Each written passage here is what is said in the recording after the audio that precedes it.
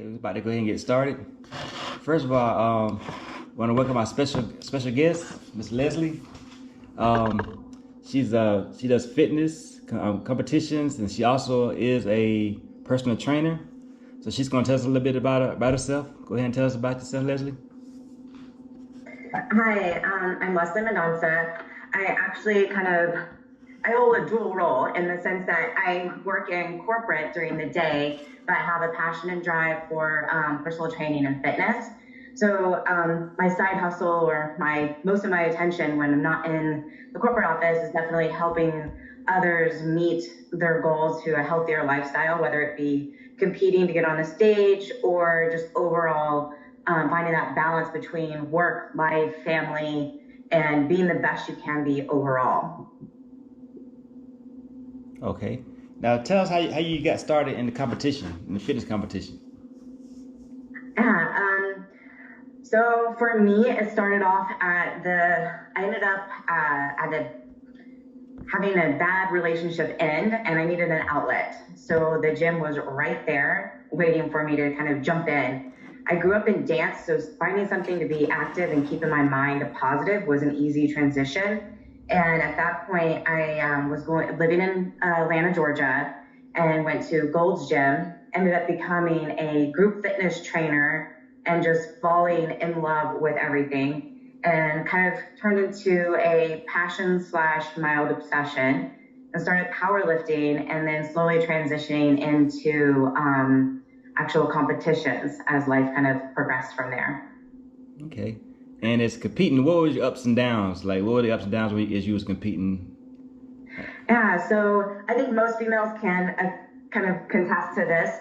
The biggest ups and downs I had to kind of make peace with is the number on the scale. We get kind of wrapped up in that and thinking that it should be the driving factor, right?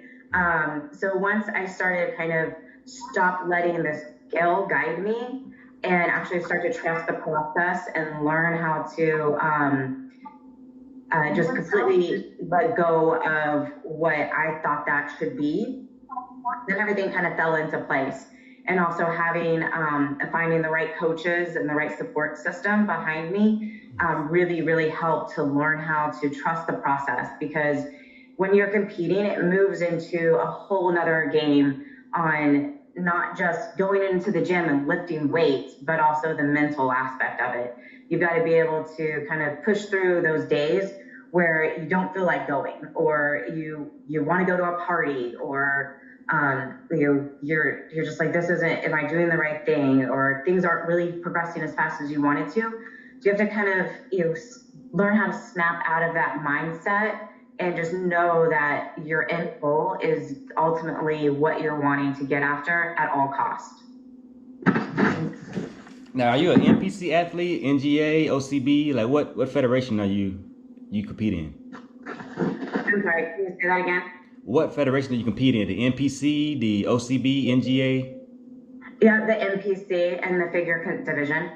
Okay, and then you find I started off in bikini because I was not big enough for figure. And for me, I did not really necessarily like the way that bikini kind of they're posing. So my goal was to at least get on the stage, which I did. So I did bikini back in 2018, and then took a couple years to really build and put on the muscles and meet the requirements that the judges look for figure. And now I'm definitely kind of focused on that and want to go pro, hopefully within the next couple of years with the figure. Okay. And as a personal trainer, it kind of ties in together. Like, what are some of the clients that you work with? Like the ones that are losing weight, bodybuilding. Like, what kind of clients do you work with? I work with all types of. I have anywhere from guys that want to lose weight to just healthier lifestyle so that they can be there for their families and be an active role either with their spouse or their kids. And then I also work with others that right now I have a teenager. She's wanting to go into the Air Force Academy, so we're training her to actually be able to meet that the requirements to get into the Air Force Academy. And then another client I had is looking to actually get on the stage, and she wants to do. We're playing around with either bikini or wellness. So there's really no limit. It's based off of what my client wants and what their ultimate goals are. And a lot of times I do take, when I first meet up with somebody, I try to ask them all kinds of questions, because what they think at first might be where their goal is might not actually be what fits into their lifestyle, or they may have a misconception of what they think that is. So really try to get to know the client on a deeper level, not just take it for face value for what they think they want. Make sure that they're educated and truly understand what they're asking for, and then move from there to see, okay, hey, wait a minute, this might be what your actual goal should be, or hey, that's great, let's do that, let's get a game plan and move forward.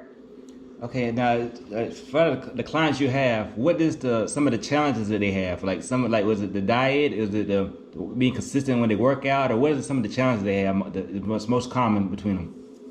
The most common, whether it's male or female, is going to be the diet and the consistency. We live in a day and age where everybody wants things right away, right? You want that instantaneous, that magic pill kind of thing. And you can go to the gym. Sometimes you don't have to go to the gym every day, but you do have to make sure that diet is on point. And if you can't be consistent with that, you're going to just kind of derail all the work you're putting into in the gym. So if you can be consistent with your diet and really focus in on that, you'll make big strides.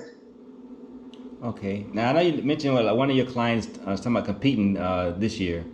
Now, when you work with some of your clients, like if they want to do like bikini competition or bodybuilding or fitness, what kind of things you want to tell them so they can be prepared for when they first get in that stage for the first time? What kind of things can you tell them to be prepared for? So I take a kind of a different approach than some. I don't hold hands. I'm straight up with them. I'm like, it's going to be a lot of work for them, and also if they have a partner, it's going to be a lot of work for their partner as well.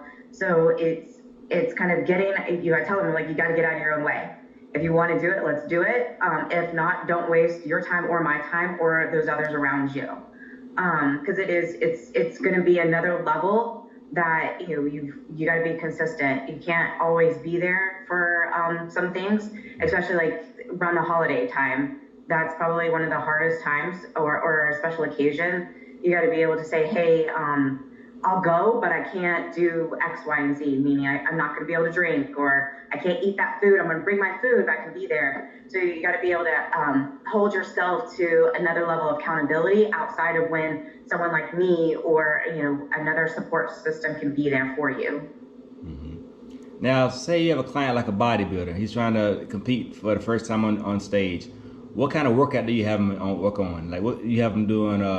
Like lift heavy to like high reps or low reps. So what kind of workout you have? Like, give us an example of it. Yeah, so it all depends on the person, and their body composition and what division they're in, right? So some people are definitely going to need that, high weight, low reps, and kind of really push and build the muscle. If they're already somebody that's kind of conditioned a little bit and have that natural physique for that, then it's going to be lower weight, higher reps. And really try to work on that atrophy of building that muscle and getting that definition in between those, opposed to building just